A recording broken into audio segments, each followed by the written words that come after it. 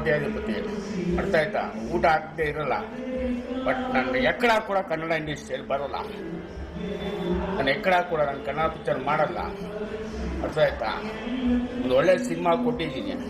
Cinema ನೋಡಿ ಶೋಕಿಗೋಸ್ಕರ ಬಂದಿಲ್ಲ, ಎಲ್ಲ ಥರ ಅರ್ಥಪೂರ್ವಕವಾಗಿದೆ.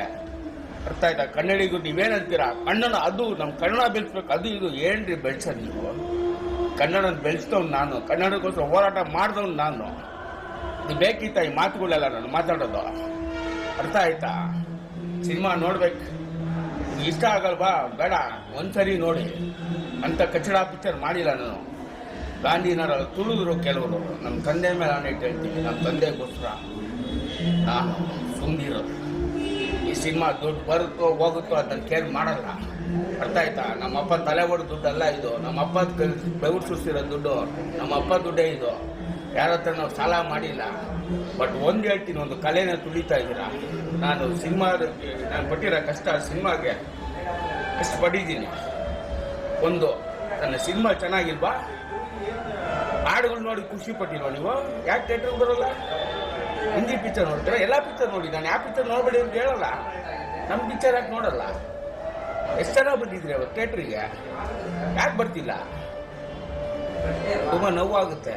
ನಾನು ಬೇಡ್ಕೊಡಲ್ಲ. ನೀವು ಬಂದರೂ ಅಷ್ಟೇ, ಬಂದಿಲ್ಲ ಅಂದ್ರೆ ಅಷ್ಟೇ. ನಾನು ಖುಷಿ ಪಟ್ಟಿದ್ದು ಒಂದೇ ಒಂದು ವಿಷಯ, ನಮ್ಮ ಅಪ್ಪಗೆ KG ರೋಡಲ್ಲಿ ದೊಡ್ಡ ಥಿಯೇಟ್ರಲ್ಲಿ ರಿಲೀಸ್ ಮಾಡಬೇಕಿತ್ತು, ಮಾಡಿದೆ. ಒಂದು. ಎರಡನೇದು ಬಂದು ಈ ಸಿನಿಮಾ ತೆರೆಗೆ ಬರಲ್ಲ, ಅವ್ನು ಮಾಡೋಕ್ಕಾಗಲ್ಲ ಅಂದರು, ಮಾಡಿದೆ. ಎರಡನೇದು. ಮೂರನೇದು ಒಳ್ಳೆ ಸಿನಿಮಾ ಮಾಡಿದ್ದೀನಿ. ನಮ್ಮಪ್ಪ ಎದೆ ತಟ್ಕೊಂಡು ಮೆಚ್ಕೊಳ್ಬೇಕು. ಇವತ್ತು ಬಂದವರು 20 ಜನ 30 ಜನ ಅವರು ನನ್ನ ಅಭಿಮಾನಿಗಳೆಲ್ಲ, ನನ್ನ ಪ್ರೀತಿಸೋರು. ಅರ್ಥ ಆಯ್ತಾ? ನನ್ನ ಮಗನ ಡಬಲ್ ಮೀನಿಂಗು, ಶೋಕಿ, ಐಟಮ್ ಸಾಂಗ್ ಅವೆಲ್ಲ ಬ್ಯಾನ್ ಆಗ್ಬೇಕು. ಇದು ಹೇಳ್ತೀನಿ, ಹುಚ್ಚ ವೆಂಕಟ್ ಸೇನೆ ಶುರು ಮಾಡ್ಬಿಡ್ತೀನಿ, ಬೆಂಡೆತ್ಬಿಡ್ತೀನಿ. ಇಡೀ ಕರ್ನಾಟಕಕ್ಕೆ ಹೇಳ್ತಾ ಇದ್ದೀನಿ. ಆಚ ಕಡೆ ಚೆನ್ನಾಗಿ ಓಡ್ತಾ ಇದೆ, ಅವ್ರ ಬಗ್ಗೆ ಮಾತಾಡಲ್ಲ. ನನ್ನ ಮಗನ್ ಶೋಕಿಗೋಸ್ಕರ ಬಂದ್ ಗಾಂಧಿನಗರ ಕುತ್ಕೊಂಡು ನನ್ನ ಬಿಡಲ್ಲ. ನನ್ನ ಕೋಪ ನಿಂಗೆ ಗೊತ್ತಿಲ್ಲ, ಏನೇನೋ ಇದೆ. ಇಷ್ಟು ಸಾಕು. ನೀವು ಬರ್ತಿರೋ ಬಿಡ್ತಿರೋ. ಎಂ ಲಕ್ಷ್ಮಣ್ ಅವ್ರ ಮನೆ ಫ್ಯಾಮಿಲಿ ರೋಡ್ ಬರಲ್ಲ. ಕೋಟ್ಯಾಧಿಪತಿ ದಾನ ಧರ್ಮ ಮಾಡಿರೋರು. ನಾನು ರೋಡ್ಗೆ ಬರಲ್ಲ. ನನ್ನ ಕಾಲ್ ಮೇಲೆ ಕಾಳಾಕೊಂಡೆ ಕುತ್ಕೊಡೋನು. ನನ್ನ ಕಲೆ ತುಳಿತಾ ಇದ್ದೀರಾ, ಅದು ನನ್ ನೋವಾಗ್ತಿರೋದು. ನಾನು ಹೇಳಿಲ್ವಾ, ನಂದು ಸಿನಿಮಾ ರಂಗದಲ್ಲಿ ಪಟ್ಟಿರೋ ಕಷ್ಟ ಅಷ್ಟಿದೆ. ಕಷ್ಟಪಟ್ಟಿದ್ದೀನಿ ಅಂತಲ್ಲ, ಸಿನಿಮಾ ಚೆನ್ನಾಗಿ ಮಾಡಿದ್ದೀನಿ. ಮತ್ತೆ ಯಾಕೆ ನೋಡ್ತಾ ಇಲ್ಲ? ಸಿನಿಮಾ ನೋಡಿ ಚೆನ್ನಾಗಿಲ್ಲ ನೀವು ಬೇಕಾದ್ರೆ ಇಲ್ಲೇ ನಿಂತಿರ್ತೀನಿ, ಥಿಯೇಟರ್ ಮುಂದೆ ಪಾಯಿಂಟ್ಸ್ ಕೇಳಿ. ಈಗ ಚೆನ್ನಾಗಿ ಮಾಡಿದ್ದೀರಾ, ಈ ಡೈಲಾಗ್ ಚೆನ್ನಾಗಿಲ್ಲ, ಈ ಸೀನ್ ಚೆನ್ನಾಗಿಲ್ಲ, ಕೇಳಿ ನೀವು, ಅವಾಗ ಉತ್ತರ ಕೊಡ್ತೀನಿ. ಇಷ್ಟು ಸಾಕು. ನೀವು ಬರ್ತಿರೋ ಬಿಡ್ತಿರೋ, ನಾವು ಬೀದಿಗೆ ಬರಲ್ಲ. ಇನ್ನೊಂದು ಸಿನಿಮಾ ಮಾಡಲ್ಲ. ನೋಡೋ ಯೋಗ್ಯತೆಗಳು ನಿಮ್ಗಿಲ್ಲ.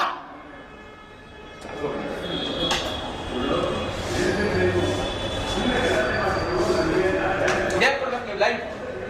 ಇದೇ ಕೊಡಿ ಮೇಡಮ್. ಬಂದೇ ಬರ್ಲಿ, ಬಿಟ್ಟರೆ ಬಿಡಿ ಮೇಡಮ್. 3 ಹೊತ್ತು ಊಟ ಅಲ್ಲ, 1 ಹೊತ್ತು ಊಟ. ರಾತ್ರಿ ಎಣ್ಣೆ ಇದ್ರೆ ಸಾಕು. ಎಲ್ದಾಗ ಬಗವ್ ನಾನು ಪಾರ್ಟ್ 2 ಮಾಡ್ಬೇಕು ಅಂತ ಆಸೆ ಇಟ್ಕೊಡಿ ಮೇಡಮ್. ಆದ್ರೂ ಬಿಡಲ್ಲ. ತೋರಿಸ್ತೀನಿ, ಕೆಲವೊಂದು ತೋರಿಸ್ತೀನಿ. ಮಗನ್ ಹೋಗಿ ಬೇರೆ ಪಿಕ್ಚರ್ ತುಳಿಬೇಡ ಅಂತ ನಾನು ಹೇಳಲ್ಲ, ತುಳಿರಿ ಅಂತ ಹೇಳಲ್ಲ. ನನ್ನ ಪಿಕ್ಚರ್ ಯಾಕೆ ನೋಡ್ತೀವಿ? Double meaning song, item song ಹೋಗ್ತೀರಾ? ನಿಮ್ಮ ಮನೆ ಹೆಣ್ಮಕ್ಳು ಕರ್ಕೊಂಡ್ಬಂದು ಕುಣಿಸಿ ಅದರಿಂದ ದುಡ್ಡು ಮಾಡ್ಕೊಂಡು ನಿಮ್ಮ ಮನೆ ಹೆಣ್ಮಕ್ಳಿಗೆ ಹಾಕ್ತೀರಾ?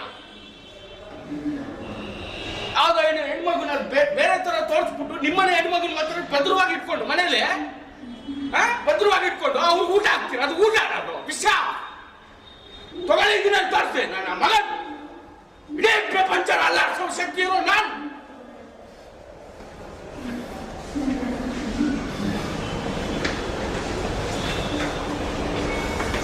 ಹೋಯ್ತು.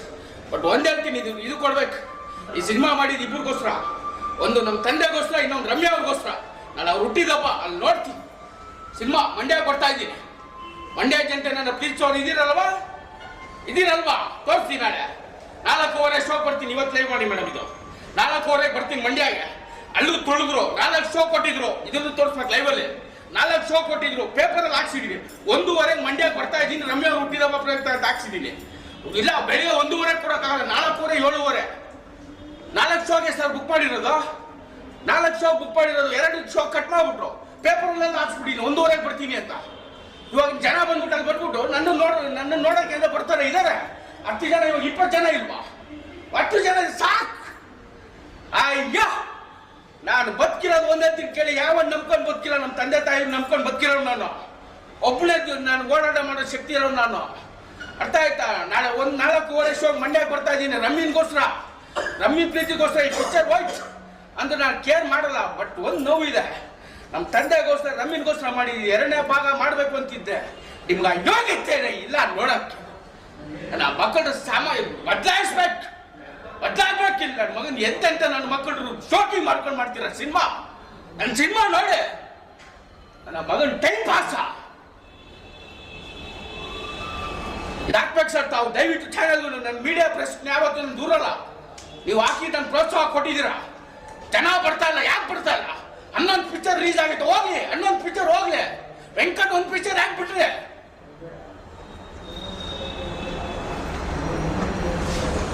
ಹೋಗ್ತಾರೆ. ಅರ್ಥ ಆಯ್ತಾ? ಅಲ್ಲಿ ಹೋಗ್ತಾರೆ, ಆ ಪಿಕ್ಚರ್ ನೋಡ್ತಾರೆ. ನಮ್ಗೆ ಹೊಟ್ಟೆ ಉರಿ ಅಲ್ವಾ? ನಮ್ಮ ತಂದೆಗೋಸ್ಕರ ಮಾಡಿರೋ ಸಿನಿಮಾ, ರಮ್ಯ ಅವ್ರಿಗೋಸ್ಕರ ಇಡೀ ಜಗತ್ ಕೇಳ್ತೀನಿ. ಇದು ಬಟ್ ಮುಂದಿನ ಪಿಕ್ಚರ್ ನನಗೋಸ್ಕರ ಮಾಡ್ಕೋಬೇಕು ಅಂತ ಆಸೆ ಪಟ್ಟೆ. ಹೋಯ್ತು, ಇನ್ನು ಪಿಕ್ಚರ್ ಮಾಡಲ್ಲ. ಈ ಪಿಕ್ಚರ್ನ ಫ್ರೀ ಆಗಿ ತೋರಿಸ್ತೀನಿ. ಹಂಗಾದ್ರೂ ಬಂದು ನೋಡ್ತೀರಾ? ಫ್ರೀ ಆಗಿ ತೋರಿಸ್ತೀನಿ. ಪಿಕ್ಚರ್ ಅಲ್ಲಿ ಏನಾದ್ರು ಕೆಟ್ಟಿದ್ದೀರ ತೋರಿಸ್ತೀರಾ? ನನ್ನ ಮಗ ಡಬಲ್ ಮೀನಿಂಗ್ ಆಯ್ತಾ? ಕೆಟ್ಟಾಗಿದೆ ಸಿನಿಮಾ. ಫ್ರೀ ಆಗಿ ನೋಡುವ ಹಾಗೆ ನಮ್ಮ ತಂದೆಯಿಂದ ನಿಮಗೆ ಭಿಕ್ಷೆ ಇದು ಕೊಡ.